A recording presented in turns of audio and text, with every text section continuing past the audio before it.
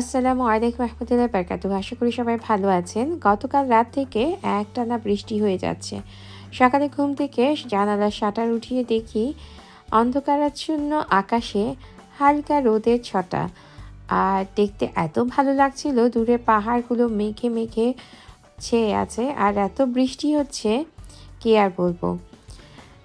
আমি আমার স্কুলে আসার পথে সিঁড়ি দিয়ে উপরে উঠতে উঠতে এই বিড়ালটা ম্যাও ম্যাও করছিল। পিছু নিয়েছে আহ্লাদ করার জন্য।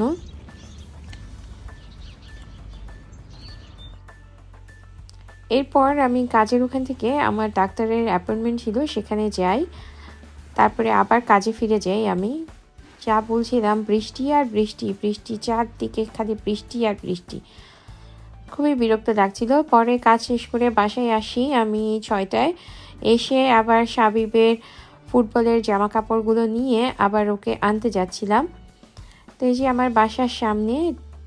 এরপর রাতে এসে আমি রান্নাবান্না শুরু করি। একটু গরুর কলিজা ভুনা করি, এটা হচ্ছে আমার কোরবানির মাংস, আর একটু খিচুড়ি রান্না করি।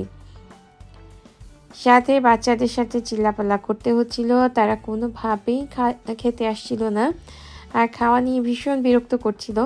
তার কারণ তারা খুব টায়ার্ড থাকলে তারা যেই কাজগুলো করে সেগুলো হচ্ছে সারাদিন যে আইপ্যাড আর মোবাইল নিয়ে খেলতে পারে না, সেটা পুষিয়ে নেওয়ার চেষ্টা করে।